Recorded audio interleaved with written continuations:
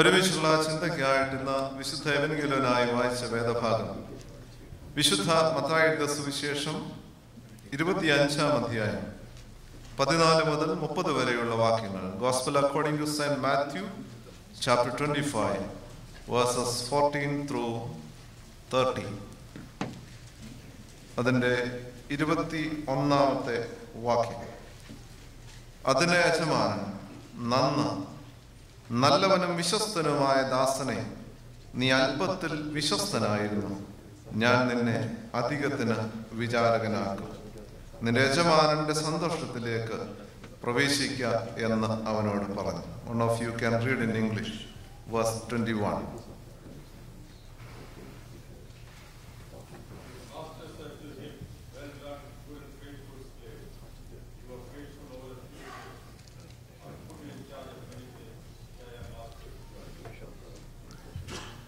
Good and faithful servant, നല്ലവനും വിശ്വസ്തനുമായ ദാസനെ.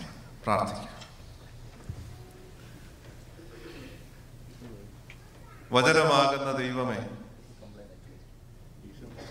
വചനത്തിന്റെ മുമ്പിൽ ഞങ്ങൾ ആയിരിക്കുന്ന നിമിഷങ്ങൾ വചനത്തിന്റെ പൊരുൾ മനസ്സിലാക്കുവാൻ ഞങ്ങൾക്ക് പ്രാപ്തി തരണമേ. വചനത്തിന്റെ ഇടപെടലുകൾ ഞങ്ങളുടെ ജീവിതത്തെ രൂപാന്തരപ്പെടുത്തുന്നതിനും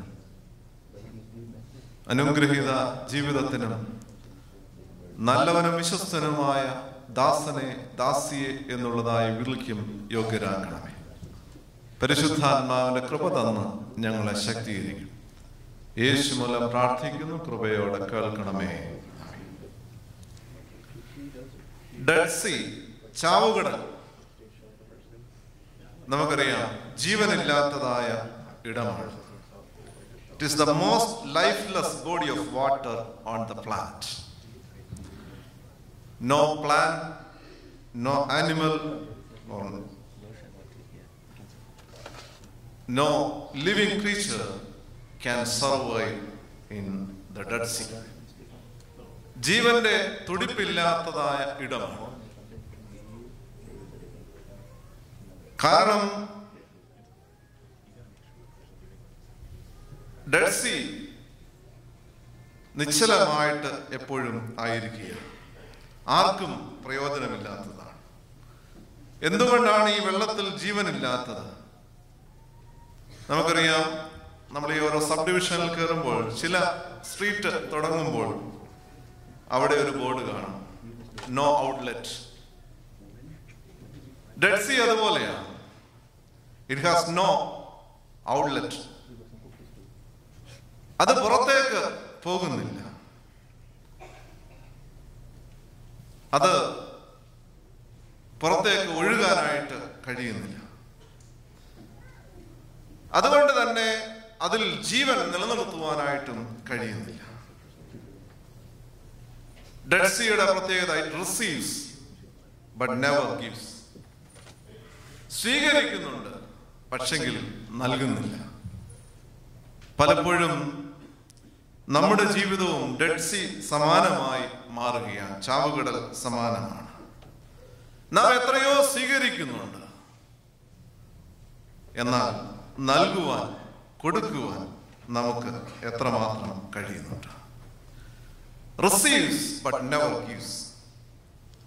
വാങ്ങിയതിന്റെ, നേടിയതിന്റെ, സ്വായത്തമാക്കിയതിന്റെ ലാഭങ്ങളുടെ നീണ്ട ലിസ്റ്റ് ഒരുപക്ഷെ നമ്മുടെ കൈവശമുണ്ടാകും.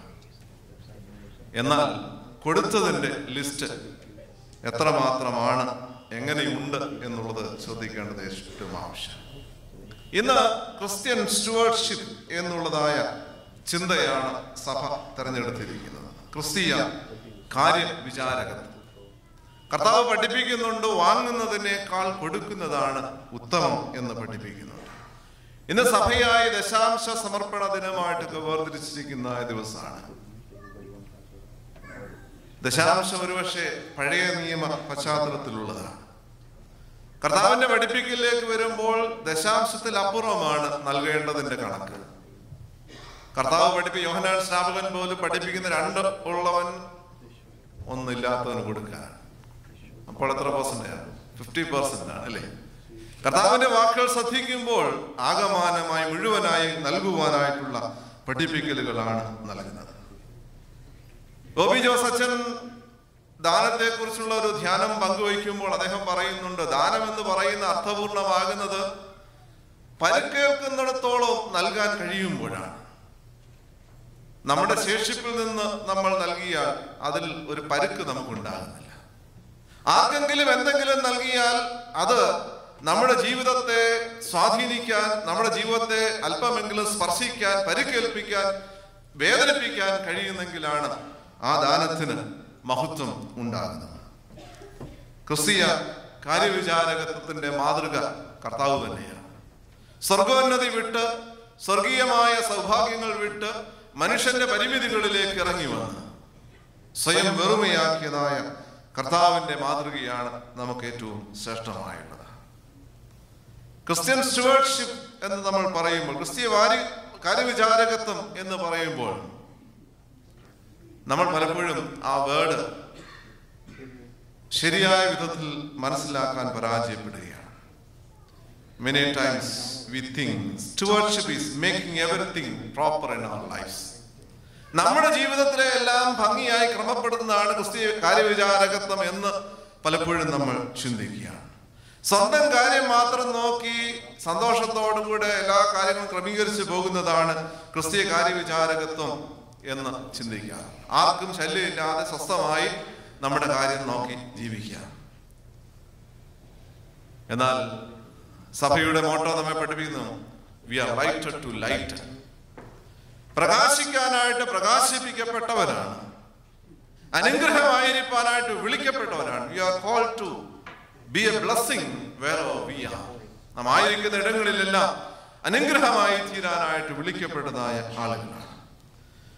കോട്ടയത്തെ PC ജോർജ് സാർ അധ്യാപകനായിരുന്നു. ക്ലാസ് മുറികളിൽ 4 അക്ഷരം പഠിപ്പിച്ച് കിട്ടുന്ന ശമ്പളം കൊണ്ട് സ്വസ്ഥമായി ജീവിക്കാമായിരുന്നു. എന്നാൽ തന്റെ സ്കൂളിലേക്കുള്ള യാത്രാവേളയിൽ വഴിയരികിൽ കിടക്കുന്ന രോഗികളെയും നിരാലംബരായ ആളുകളെയും കണ്ട് മറികടന്നു പോകുവാനായിട്ട് അദ്ദേഹത്തിന് കഴിഞ്ഞില്ല. അദ്ദേഹവും സഹോദരി ലേയാമ്മയും ചേർന്ന് അവരെ തങ്ങളുടെ വീട്ടിൽ പാർപ്പിച്ച് ശുശ്രൂഷിച്ച് അനുഗ്രഹീതമായ അനുഭവം നൽകുകയാണ്. നമുക്കറിയാം, കോട്ടയം മുണ്ടകപ്പാടം മന്ദിരവും ആശുപത്രിയും ഒക്കെ സ്ഥാപിതമാകാൻ കാരണമായത് ഈ മഹത്തായ ശുശ്രൂഷയാണ്. ക്രിസ്തീയ കാര്യവിചാരകത്വം എന്താണ് എന്നുള്ളത് സ്വജീവിതത്തിലൂടെ നമുക്ക് പഠിപ്പിച്ചു തരികയാണ്. അതുകൊണ്ട് നമ്മുടെ കാര്യങ്ങളെല്ലാം ഭംഗിയായി ക്രമീകരിച്ച് ആർക്കും ശല്യമില്ലാതെ സ്വസ്ഥമായി ജീവിക്കാമെന്ന് പറയുന്നതല്ല ക്രിസ്തീയ കാര്യവിചാരകത്വം. മറിച്ച് ദൈവം നമ്മെ ആക്കിയിരിക്കുന്ന ഇടങ്ങളിൽ സമൂഹത്തിന് നന്മയായും അനുഗ്രഹമായും തീരാൻ, ദൈവം തന്നിരിക്കുന്ന സാധ്യതകളെയും സാഹചര്യങ്ങളെയും ഭംഗിയായി വിനിയോഗിക്കാനായിട്ട് നമുക്ക് കഴിയണം.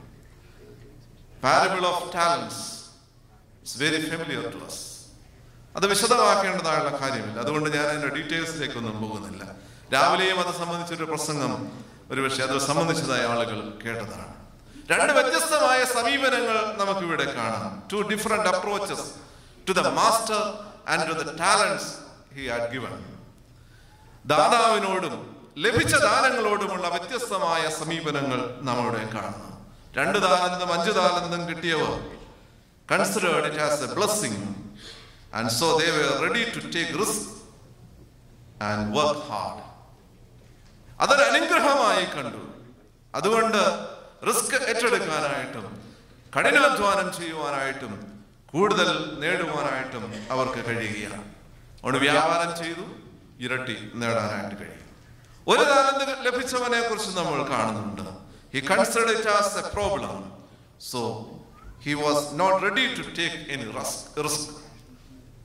ഒരു പ്രശ്നമായി തനിക്ക് ലഭിച്ച ഈ 1 താലന്ത് ഒരു പ്രശ്നമായിട്ട് അവന് ഫീൽ ചെയ്യുക. ഇത് നഷ്ടപ്പെട്ടാൽ താൻ പേ ചെയ്യേണ്ടത്, അല്ലെ തന്റെ കയ്യിലുള്ളത് ഇനിയും നഷ്ടപ്പെടാൻ സാധ്യതയുണ്ട്. അതുകൊണ്ട് ആരും റിസ്ക് എടുക്കാൻ തയ്യാറല്ല. അതുകൊണ്ട് ഇതിനൊന്നും പറ്റാതെ കുഴിച്ചിടാനായിട്ട് ശ്രമിക്കുന്നു എന്ന് നമുക്ക് കാണാനായിട്ട് കഴിയും. ആദ്യത്തെ 2 പേർ ലഭിച്ച ദാനത്തെ സന്തോഷത്തോടുകൂടെ സ്വീകരിച്ചു. ദാതാവിനെ ആ വിധത്തിൽ ആദരിക്കുകയാണ്. നമുക്കറിയാം, ഒരു സമ്മാനം ഒരാൾക്ക് കൊടുത്താൽ എനിക്ക് വേണ്ട, നീ എടുത്തോ എന്ന് പറഞ്ഞു കഴിഞ്ഞാൽ കൊടുത്ത ആളിനോടുള്ള അനാദരവാണ്. എന്നാൽ ഇവിടെ 2 പേർ സന്തോഷത്തോടുകൂടെ സ്വീകരിച്ചു. അധ്വാനിച്ചു. അധ്വാനം സന്തോഷമായി കണ്ട് അവർ കൂടുതൽ നേടുവാനായിട്ട് ഇടയായി. ഒരു താലന്ത് കിട്ടിയവരെ സമയത്തോളം ഇത് കിട്ടിയത് ഭാരമായി കണ്ട് മണ്ണിൽ കുഴിച്ചിട്ടു. ദാതാവിനെ, യജമാനനെ ഒരുപക്ഷെ നിന്ദിക്കുകയാണ്, യജമാനോട് അവിശ്വസ്തത കാട്ടുകയാണ്. He was not faithful to the master. He never interested to take any risk. He was not interested to do hard work. കഠിനാധ്വാനത്തിനോ റിസ്കിനോ ഒന്നും തയ്യാറല്ല. ലഭിച്ച താലന്തിനെയും വർദ്ധിപ്പിക്കാതെ കുഴിച്ചിടാനായിട്ടുള്ള ശ്രമമാണ് ഇവിടെ കാണുന്നത്. ലഭിച്ച താലന്തിനെയും അതിന്റെ സാധ്യതയെയും അപമാനിക്കുന്നതായുള്ള ഒരുവനായിട്ടാണ് നമ്മൾ അവനെ കാണുന്നത്. നമ്മുടെ ജീവിതം എങ്ങനെയാണ്? How do we use the God-given talents and opportunities and abilities in our lives? ദൈവം നൽകിയതായ കഴിവുകൾ, സാഹചര്യങ്ങൾ, സാധ്യതകൾ നാം എങ്ങനെയാണ് വിനിയോഗിക്കുന്നത്? We all are blessed with great talents and abilities. We are blessed to live in this land, to have nice jobs, nice payments, nice homes, nice families. In this land, God has given great opportunities. എങ്ങനെയാണ് നാം അത് വിനിയോഗിക്കുന്നത്? ലഭിച്ചതായ ഈ ദാനങ്ങളോടുള്ളതായ, ദൈവത്തിന്റെ ഈ നന്മകളോടുള്ളതായ നമ്മുടെ സമീപനം ഏതു വിധമാണ്? ഇത് നൽകിയതായ ദാതാവിനോടുള്ളതായ നമ്മുടെ സമീപനം എങ്ങനെയാണ്? What is our response to the master who has given all these? ഈ താലന്തുകളുടെ ഉപമയുടെ പശ്ചാത്തലത്തിൽ നിന്നുകൊണ്ട് ദൈവദാനങ്ങളായ അവസരങ്ങളും നന്മകളും സാധ്യതകളും തന്നിട്ടുള്ളതിനെ നമ്മൾ എങ്ങനെയാണ് വിനിയോഗിക്കുന്നത് എന്നുള്ളത് ചിന്തിക്കേണ്ടത് ആവശ്യമാണ്. 3 ചിന്തകൾ. 1, have a positive attitude. ഒരു താലന്ത് കിട്ടിയവനെ പോലെ പലപ്പോഴും നമ്മൾ മറ്റുള്ളവരുമായി കമ്പയർ ചെയ്യുക. ഒരു താലന്ത് കിട്ടിയവന്റെ പരിഭവം ഒരുപക്ഷെ മറ്റവൻ 5ഉം 2ഉം കിട്ടി എന്നുള്ളതാണ്. തനിക്ക് എന്തുകൊണ്ട് കൂടുതൽ ലഭിച്ചില്ല എന്നുള്ളതായിരിക്കാം ഒരു പരിഭവം. ഈ വേദഭാഗം ഓർപ്പിക്കുന്നുണ്ട്, കർത്താവ് പറയുന്നുണ്ട്, ഓരോരുത്തരുടെ കഴിവിനനുസരിച്ചാണ് നൽകിയത്, അക്കോർഡിംഗ് ടു ദി എബിലിറ്റി. ഒന്ന് ലഭിച്ച ദാസനെ സംബന്ധിച്ചോളം ഈ ഒരു താലന്ത് പോലും ദൈവത്തിന്റെ ദാനമാണെന്ന് തിരിച്ചറിയാനായിട്ട് അവന് കഴിഞ്ഞില്ല. അവൻ ആ ഒരു ചിന്തയില്ല. അതുകൊണ്ടാണ് അവൻ പറയുന്നത്, നിന്റേതെന്നാ നീ എടുത്തോ എന്ന് പറയുന്നത്. നിന്റേതൊന്നുമില്ലേലും എനിക്ക് ജീവിക്കാം എന്നുള്ളതായ മനോഭാവമാണ്. അതുകൊണ്ട് നമ്മുടെ ജീവിതത്തിന്റെ സാഹചര്യങ്ങളിൽ നമുക്ക് ലഭിച്ചതിനെ കണക്കിടാനായിട്ട് നമുക്ക് കഴിയണം. 1 താലന്താകാം, 2 താലന്താകാം, 5 ആകാം, 10 ആകാം. എന്നാൽ ഒന്നാണെങ്കിലും അത് ദൈവത്തിന്റെ ദാനമാണെന്നും ദൈവത്തിന്റെ സ്നേഹത്തിന്റെ വലിയ എക്സ്പ്രഷൻ ആണെന്നും തിരിച്ചറിയാൻ കഴിയുമ്പോഴാണ് അതിന് അർത്ഥമുണ്ടാകുന്നത്. So count what we have. നമുക്കുള്ളത് എന്താണ് എന്നുള്ളത് തിരിച്ചറിയുക. Do not compare with others. മറ്റുള്ളവരുമായിട്ട് കമ്പയർ ചെയ്യേണ്ടതായ കാര്യമില്ല. കാരണം ഇവിടെ പറയുന്നുണ്ട്, ഓരോരുത്തരുടെ പ്രാപ്തിക്കനുസരിച്ചാണ് കൊടുത്തിരിക്കുന്നത്. അവിടെ നമുക്ക് ലഭിച്ചിട്ടുള്ളത് ദൈവത്തിന്റെ ദാനമാണെന്നും അത് ദൈവത്തോട് ചേർന്ന് ഭംഗിയായി വിനിയോഗിക്കേണ്ടതാണെന്നുള്ളതായ വലിയ സമീപനമാണ് നമുക്ക് ആവശ്യം.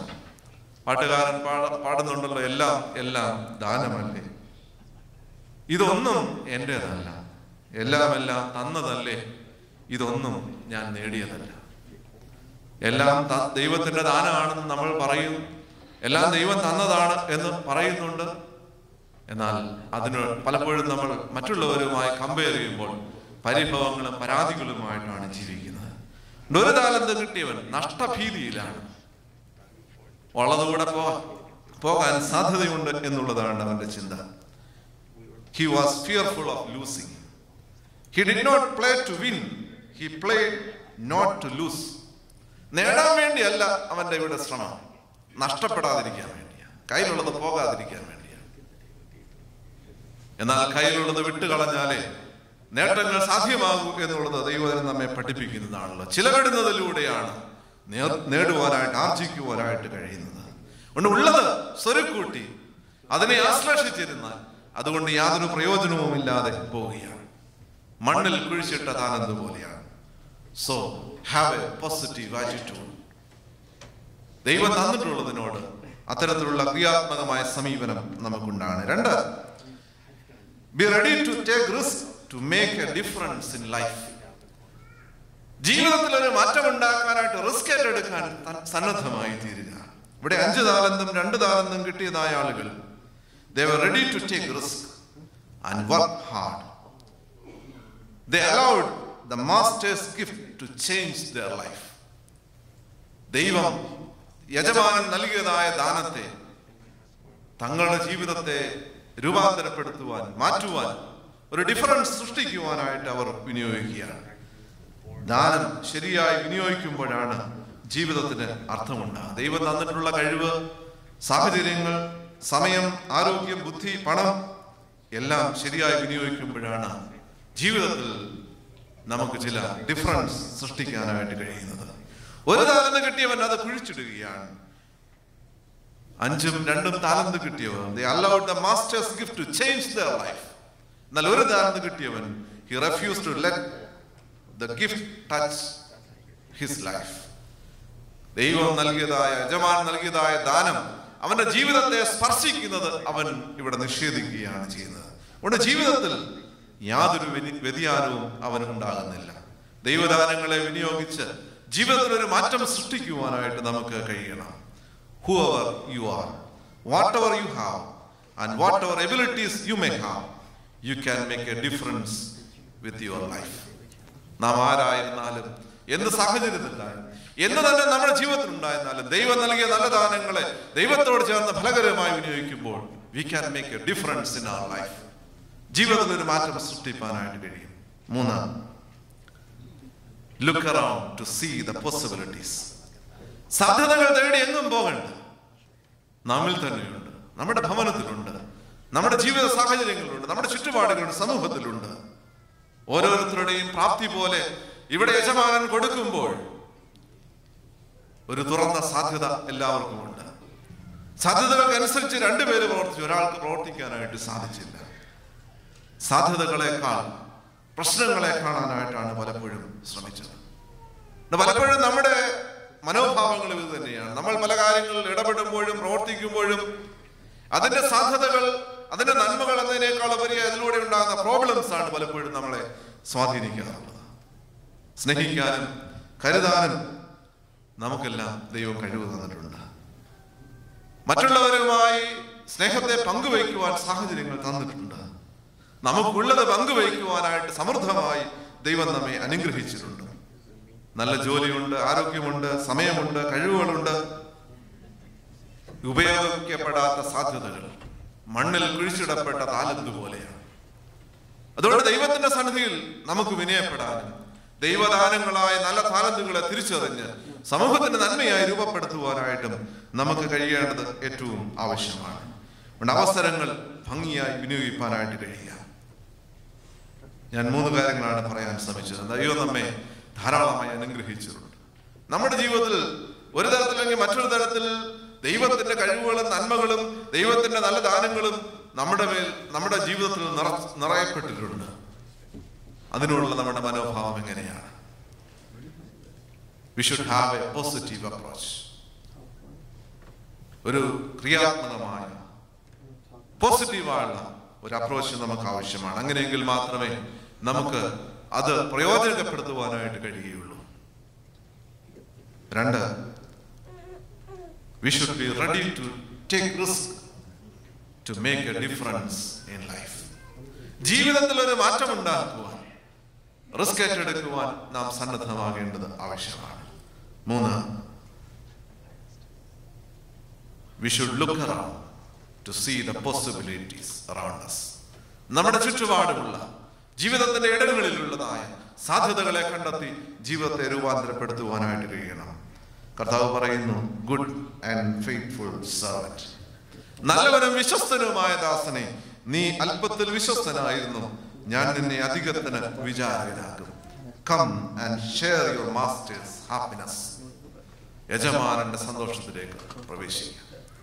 നമുക്ക് ഈ സന്തോഷകരമായ അനുഭവത്തിലേക്ക് പ്രവേശിപ്പാൻ നല്ലവനും വിശ്വസ്തനുമായ ദാസനെ, ദാസി എന്നുള്ളതായി വിളി കേൾക്കാൻ നമ്മുടെ ജീവിതങ്ങളെ ദൈവസന്നിധിയിൽ അർപ്പിക്കാം.